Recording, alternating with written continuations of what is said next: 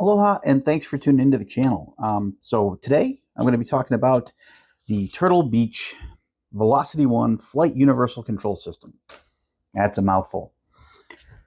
So this is a controller that I think initially it was aimed at Xbox, but they also added that PC functionality. You can see here the A, the B, the X, the Y, the Xbox control here. It's nice that it does give Xbox users a yoke and throttle setup. Some features that you really won't see on other flight systems. Having the lever style throttles as well as the push-pull style throttles, slant mixture pitches here, and prop pitches here. You also get a trim wheel. You get some push buttons, which you can configure to be whatever you want.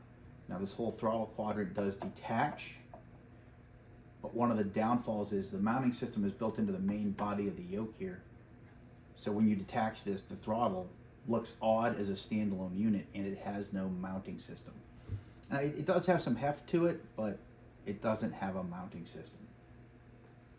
Now, I talked about the mounting system. This is probably one of the strengths of this particular yoke. There are magnets built in to this cover plate, as well as a little plastic lip. The opposite polarity magnets are embedded, and you actually have these bolts that pass through the body to these mounting legs, and the tool you need is built right in.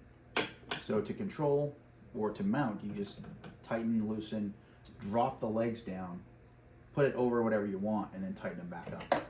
It's a very unique mounting system, and I like it because with some of my other yokes, I have misplaced parts of the mounting system in the past.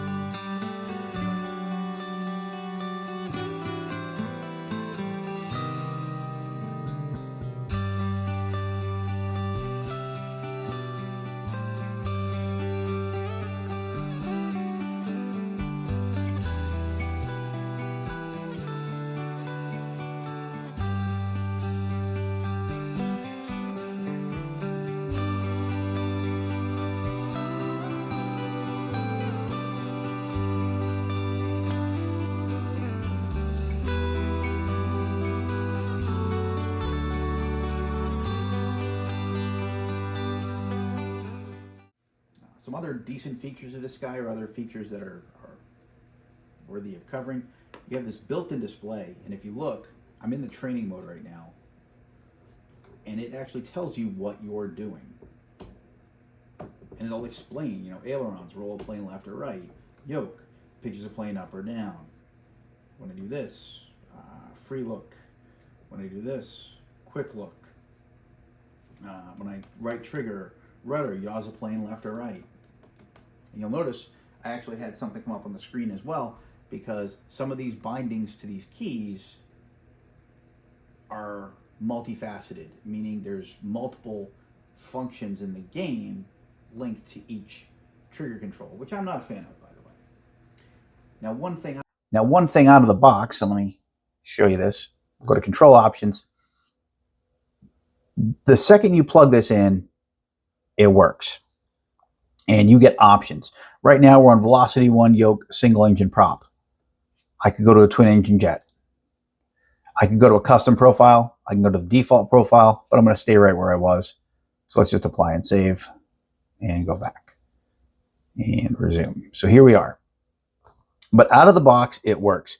The reason I mentioned that, the reason I'm talking about that as if it's something shiny and new, is that's not always the case. There are times when a joystick will come or a control will come and it is not compliant right out of the box. It doesn't just work right away. And an example of that is WinWing. I love WinWing stuff. WinWing makes quality products. WinWing does not work out of the box. You will need to pick up or download SimApp Pro, or you will need to custom map each control from WinWing in that control options area. So out of the box, this works. If you just want to hop in and go flying, this can get you there. Now, another area to talk about is the rudder. Now, this setup here also has rudder controls. Your right and left trigger fingers control the rudder. Your right and left bumper switches, which would be bumpers on the Xbox, are your toe brakes, right and left. That's great because it allows you to taxi the aircraft very easily. However, it is definitely not a great one-for-one for foot pedals. Any given day, I would take foot pedals over these. I just would. And I'll show you why when I taxi the aircraft. So we're going to do a quick flight. And well, before we jump into the flight, I should talk cost. So I mentioned a lot of stuff. We talked about a lot going on here. This comes in at $380 total, delivered to your door, $380 via Amazon as of today. And this is mid-February 2025. Now, is $380 worth it for this? Well, this isn't a comparison video, but I will talk about what your alternatives are if you're looking. This yoke has a direct competitor in the Logitech G yoke system. Now, the Logitech G yoke comes in at $150, comes with the yoke and a throttle quadrant. It only has 6 buttons on the yoke, on the throttle quadrant. It has 3 levers, not 4, and it does not have a trim wheel, but it's $150. Then you could pick up the Logitech Pro. I think the Pro Flight rudder pedals at $150. So we're at $300, still $80 cheaper than this, and you have real rudder pedals. So is it worth it to get rudder pedals? I would argue yes, and that's still at $300, so it's $80 cheaper than this. Logitech also makes a switch panel. The switch panel itself is just a USB accessory, plugs right in, and it gives you more buttons than this, and they sort of look like what you'd expect in a Cessna. You have your magnetos, you have your pump, you have your electronics, you have your alternator, you have your avionics switches. That would come in comparable to this setup. So the Logitech yoke with the throttle, rudder, and switch panel would come in at roughly the same price. The only thing you'd be missing is the trim wheel. So let's jump into flying. Now, and I'm going to start from the beginning with this because I want you to see how it taxis. I want you to see the drawbacks to having the triggers as your rudder. All right, so here we are in Hyannis, Massachusetts. There's our aircraft. Now what we're going to do is we're going to taxi down this taxiway here up to runway 15. That's right there. And we're going to take off and we're going to head over to Nantucket. It's just a straight flight. It's not long at all. Right now, I'm going to try to do this without going into here as much as I can. So first off, parking brake, make sure fuel pump, fuel valve, start the aircraft. So 3 buttons, and we've started the aircraft. This top button here is literally like all the electronics in the aircraft are mapped to 1 button. Now, if we want to use our Garmins for anything, we will still have to use the mouse to control them. We don't have an external radio control that'll be built into the Garmin itself.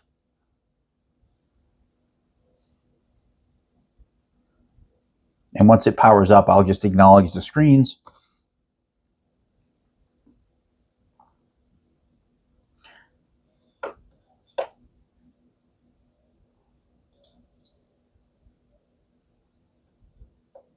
All right. And so we're acquiring the satellites right now, but we know where we're going to go. And it's weird not having rudder pedals. Like back, that's where I just tried to put my feet. So let's get rid of that parking brake. Now there's my rudder. Now I'm using the bumper switch and the rudder because I don't want to hit these guys. I'm trying to turn very, very tight here. And you see, I probably just hit him with the wing.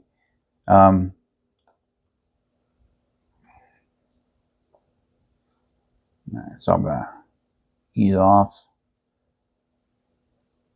And we're coming up to the taxiway.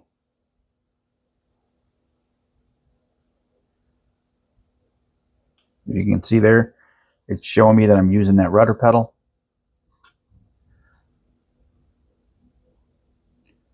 Here's where the problem comes in. I like to have one hand on the throttle when I am taxiing. I can't do that with this setup.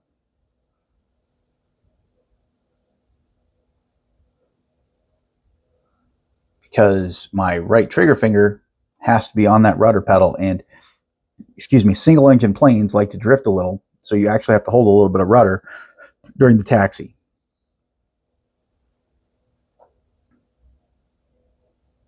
Right now I'm holding rudder, but I can't get to that throttle as I'm holding rudder.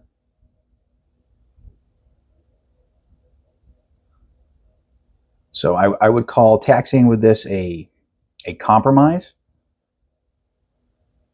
And again, if you're on an Xbox, it makes perfect sense to do it this way. Now, if you're on an Xbox, you could also add the Turtle Beach rudder pedals to this. They could plug straight in here, and you would have a complete setup. Those rudder pedals are, I want to say they're about $220 right now. They're great rudder pedals. I love them to death. I actually use those rudder pedals in my full Cessna setup that is on my other channel. And I think they're the best rudder pedals I've used. And I've gone through quite a few. I want to slow down, so I'm actually going to use my brakes here. I normally would hit there. I would use my throttle to do a lot of slowing down, but I can't get to my throttle without giving up my ability to steer. So it definitely is, it changes the way you taxi.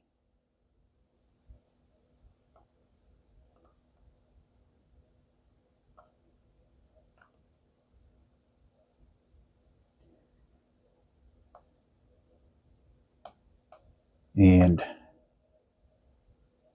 right, so I came to a full stop, turn my parking brake on. So we're holding short runway 15. Make sure I put my flaps down. Yep, that was flaps. And you can label these. It actually comes with labels in the box to label these controls.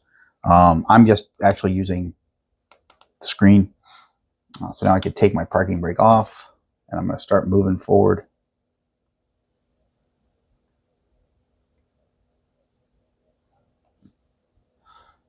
Now here on the takeoff, it's another, I'll call it a weakness for me, because on takeoff, I also like to have my hand on the throttle, and I just can't do that here.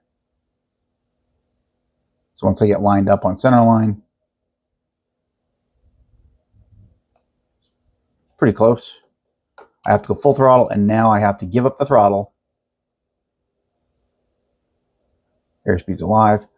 Hold a little bit of right rudder.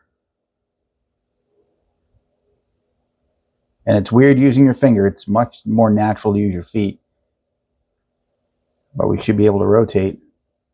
And we're up. Now, there's like no resistance when you're pulling back at all. You can't even really tell you pulled back. And I just raised my flaps there.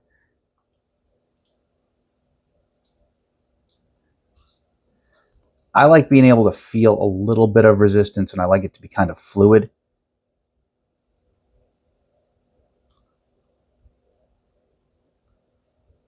Now we're coming around. We're trying to get in line for that straight shot over to Nantucket. And once I gain some altitude, I'm going to point out another little quirk.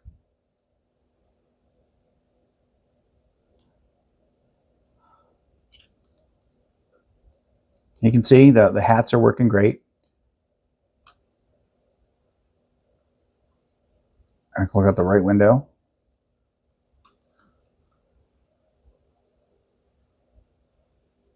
Now I'm in a gentle right-hand turn, and I'm going to release the turn.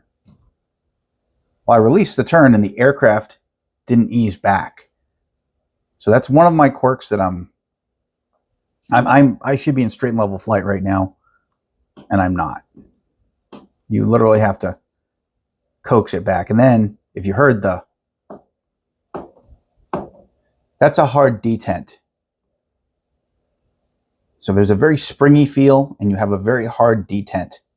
When I say springy, very springy. And the hard detent is very audible.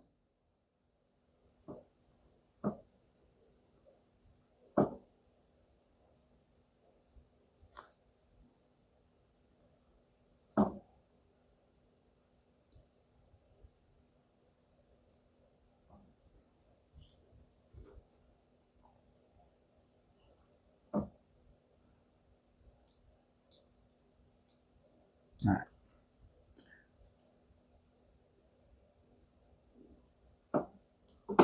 You can see I have to coax it back to straight and level. I'm kind of spoiled with the yoke that I have, that it follows my natural movements. So if I'm easing one way or the other, the yoke responds accordingly. I will tell you that the Turtle Beach just doesn't respond that well at all.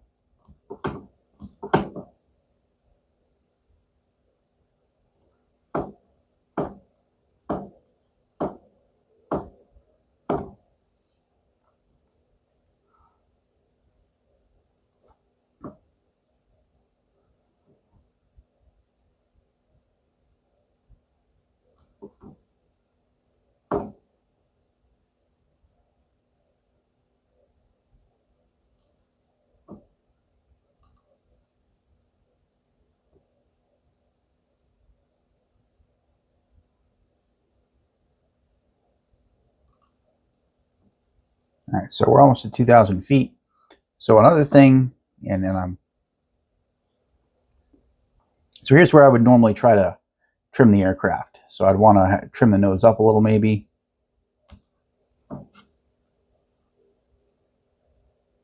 And if you watch my hand here, I'll move it down here, I'm barely moving anything. Now, we're in a ridiculous 15-degree up angle right now.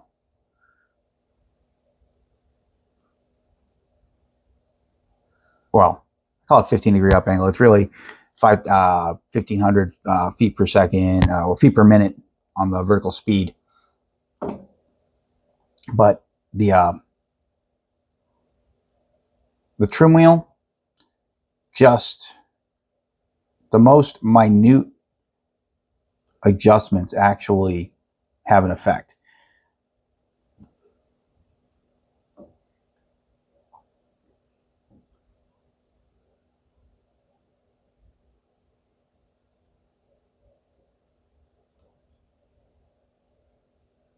So with this trim wheel, it is not easy to trim the aircraft in the game. Now, I'm sure that there's people who have made adjustments in the sensitivity tables in Microsoft Flight Simulator to fix that. But for me, it just hasn't worked out very well. You can see I'm already drifting off course again.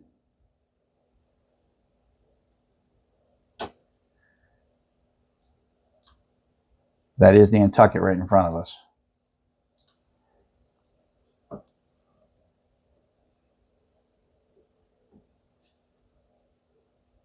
Trying to get back, trying to gain track again here.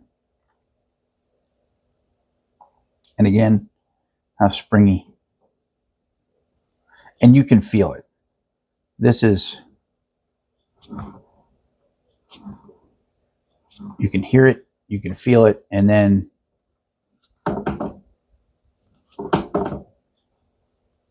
yeah, now there is a fix.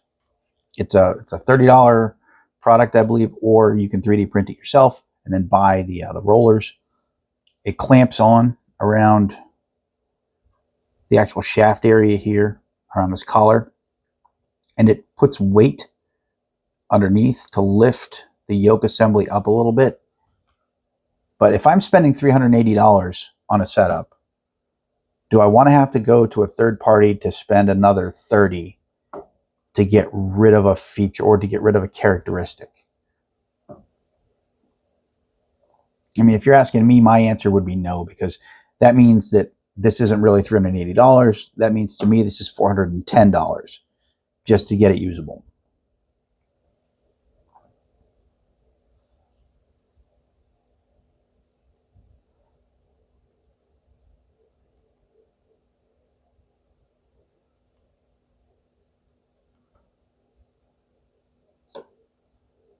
All right. Now, one nice feature, and if I were on VATSIM, Pilot's Edge, or not really Pilot's Edge because that's out west, or if I were using like, say, Intentions AI, there's on this side over here, there is a 3.5 millimeter headphone jack, which I love because that means all of this only needs one USB connector, and you have the headphone jack as well. For me, the reason that's kind of a big deal is hooking it up to a laptop.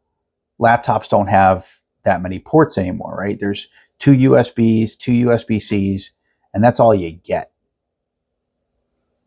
So not having ports, especially on a laptop, means all the pass-throughs are going to give you are a good deal. Now here's where I'm going to deviate from the VFR map. I'm going to come down to here and then come down. So I'm going to fly that coastline and come down at runway 15.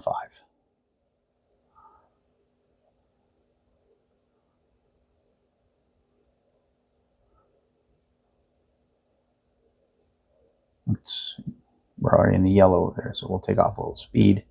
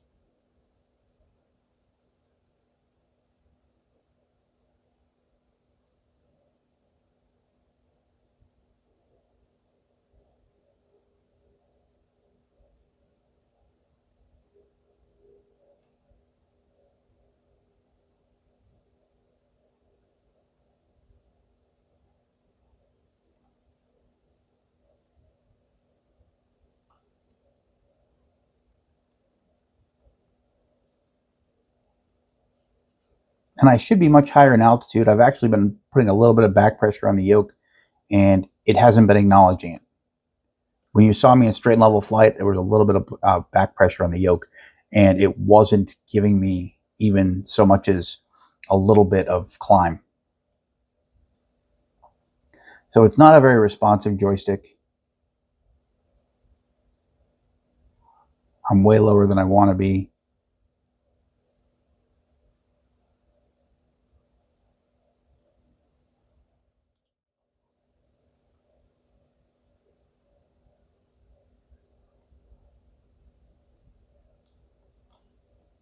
And it does have a hard leveling where when you'll try to hold a little bit of a turn, it takes a little bit for it to respond first off, and then when I release, it doesn't release. So I have to go in and tell it to turn back. I'm just not a fan of that. I'm sure I could go in and tweak with the sensitivity curves a bunch, but I'm just not a fan right now.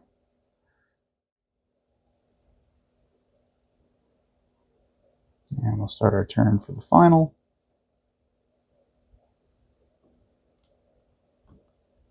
And now I'm going to have to recenter it, which, again, I just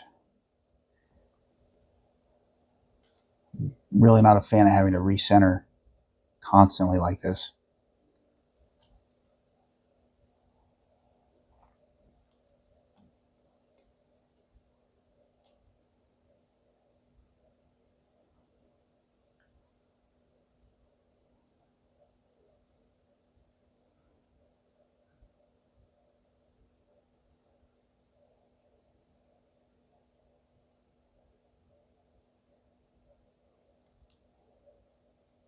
I'm actually putting positive pressure, so I should have a little bit of a down angle on the aircraft. I just got it, if you just saw that, but I've had a little bit of pressure on it for quite a while, and the aircraft didn't actually pitch forward at all.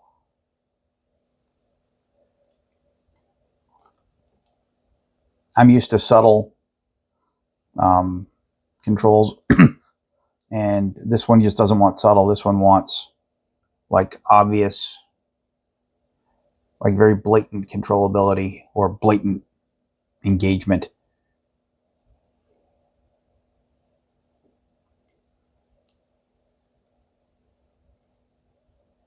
Because I'm still a little bit too high. I'm also off center. And again, that's the fact that I have to constantly recenter and tweak as I go.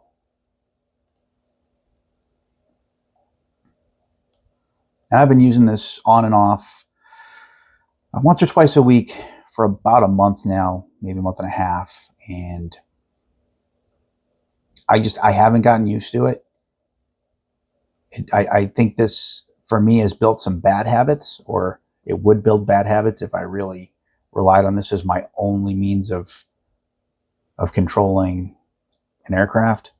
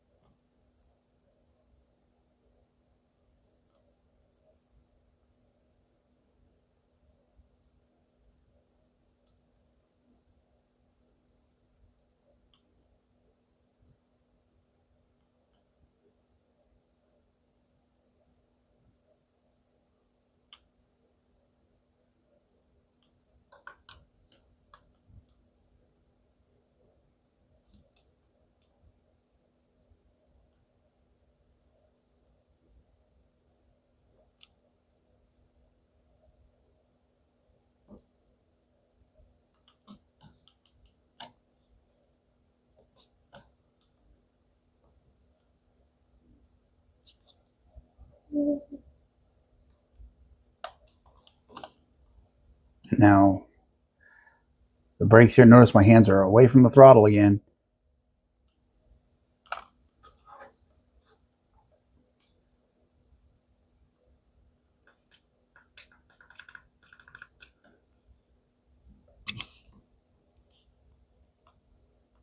And let's taxi out of here.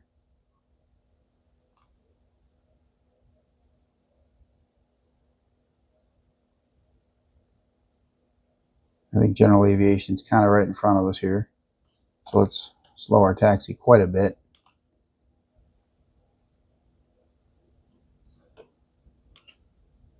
And here we are at General Aviation.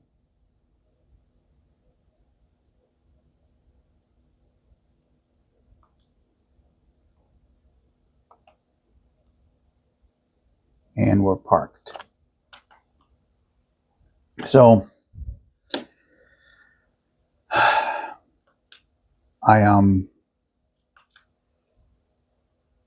and that should have, it starts the aircraft. It should also stop the aircraft, but it didn't.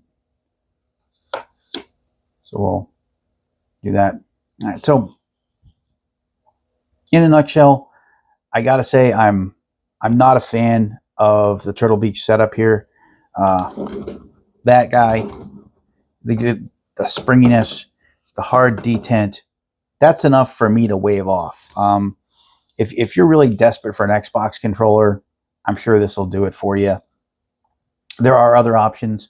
One of my personal favorite options is also by Turtle Beach, oddly enough, and it's this guy. I did a review on him previously. This is the Velocity One flight stick. The rudder is here. I use these as my toe brakes. Here's a trim wheel that actually works decently. Throttle and mixture, you can control what they are. You have dual hats, which is nice. I use the trigger as my push to talk, So this guy here for 120 is really a great joystick. It does a lot of what the Universal Flight Control System does, but it does it better. So I just can't recommend this guy. I'm just not a fan of it. And for $380, it's very expensive for what it is. You could get the full-on Logitech experience, the yoke with throttle, the rudders, and a switch panel for this same price. And if I was going to spend $380, I would probably spend the $280. I believe it's $280. Let me look it up real quick. If you use,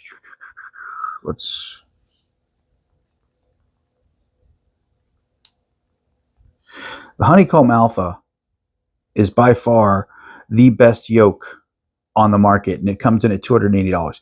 It's $100 cheaper than this, and it comes with more switches than this.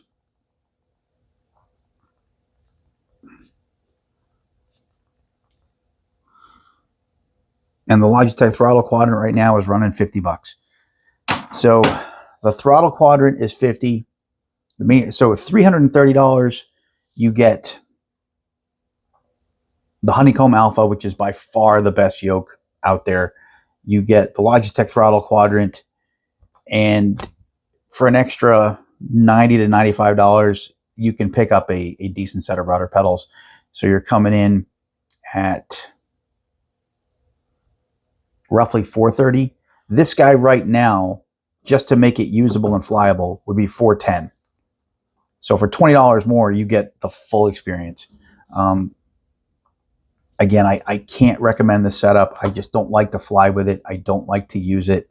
The only time I'm going to break it out is for stuff like this. Just not a fan. So if you got questions, concerns, or comments on the Turtle Beach, if you love this thing, let me know why. Because like I said, for me, the fact that I turn and then have to constantly tweak to get back to zero, because even though it centers, the aircraft doesn't center. It's just quirky to me, and it's quirky enough to turn me off to it. That's my 2 cents. Hopefully it helps somebody out there. If you're going to spend $380, please make it worth your while. $380 is a lot of money to spend on a flight control. But as always, stay safe and happy flying out there. Cheers.